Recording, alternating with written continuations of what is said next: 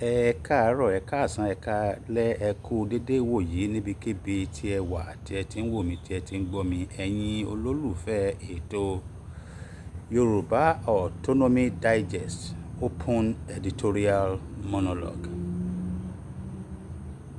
Ní ètò ti ọjọ́ òní, ohun tí a máa sọ̀rọ̀ lórí ẹ̀ ni bí nǹkan ṣe ń lọ ní ilẹ̀ Yorùbá, pàápàá jùlọ ní àsìkò tá a wà yìí. À ń dúpẹ́, inú wa ń dùn wípé àwọn tí àwọn gbésùmọ̀mí tí wọ́n jí gbé ní ìpínlẹ̀ Ọ̀yọ́, a yin àwọn onílẹ̀. A dúpẹ́ lọ́wọ́ Ọlọ́run ọba.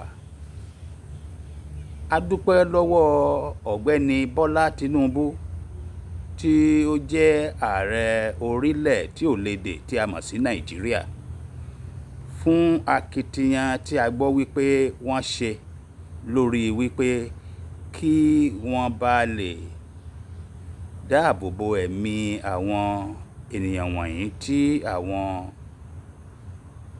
àṣìtá ènìyàn, ẹranko ènìyàn, àwọn Fulani tí wọ́n jí gbé. Yes, bẹ́ẹ̀ ni, mo pè wọ́n ní ẹranko. Ẹranko làwọn Fulani.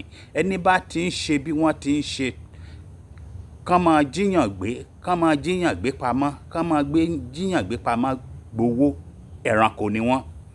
Wọn ò yàtọ̀, wọ́n burú ju ẹranko lọ, nítorí ẹranko pàápàá wọn kì í pa ẹranko ẹgbẹ́ wọn láì jẹ́ pé ebi ń pa wọ́n.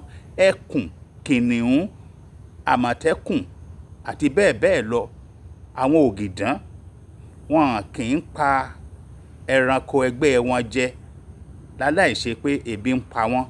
Tán bá jẹ, tán bá yó, tí ẹ̀dá bá ń kọjá, wọ́n máa ń mọ lójú ni. Ẹ bá wá wo bí àwọn ẹranko ṣe máa ń mọ ẹ̀dá lójú.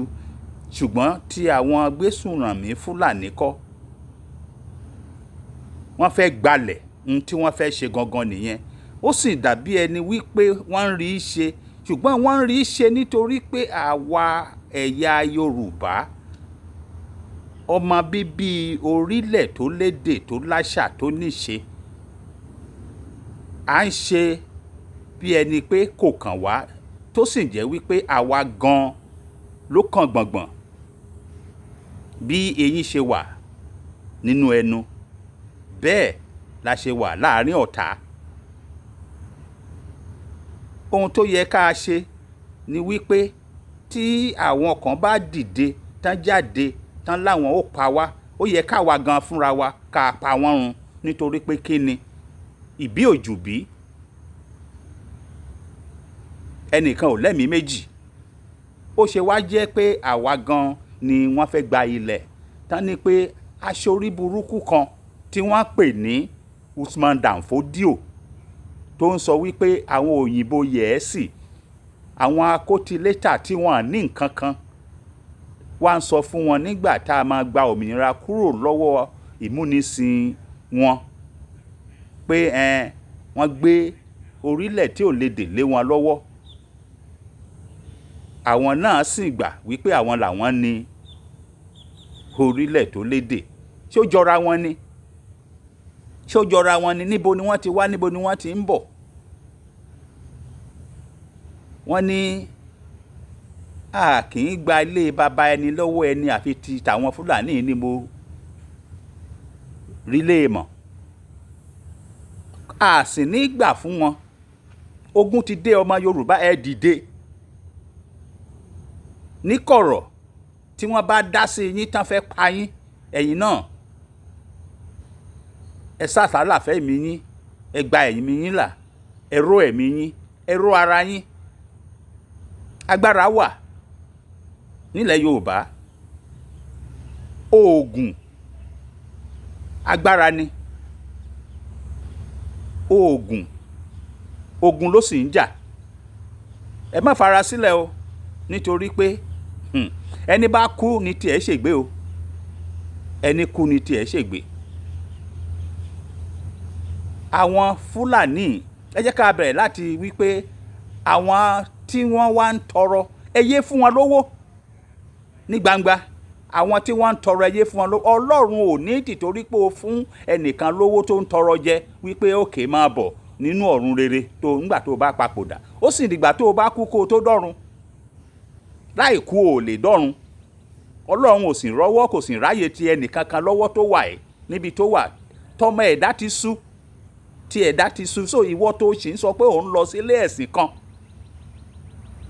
tí Adébóyè kan tó sì ń tàn ẹ́, tí èyí tí ìbá jẹ́ nínú àwọn tápera wọn ní pásítọ̀ tó sì ń tàn ẹ́ wípé kó o wá gbin èso kó o bá lè ká àlìkámà lọ́run tó sì ń ṣe bẹ́ẹ̀. Owó tó yẹ kó o fi jẹun, àágùn tó yẹ kó o fi jẹun, ọwọ́ àánú tán náà sí ẹ tó yẹ kó o fi jẹun, tí àwọn ọlọ́gbọ́n ibi bẹ̀rẹ̀ láti orí Mósè tó wà nínú Bíbélì tó ní pé Ọlọ́run sọ fóun wípé ẹ̀yà tòun nínú àwọn ọmọ ìyá òun nìkan máa bójú tó ilé ẹ̀sìn Ọlọ́run, pé àwọn tó kù nìkan lọ pín ogún bàbá wọn, pé káwọn ọmọ ìyá wọn máa ní bẹ̀. Ṣùgbọ́n o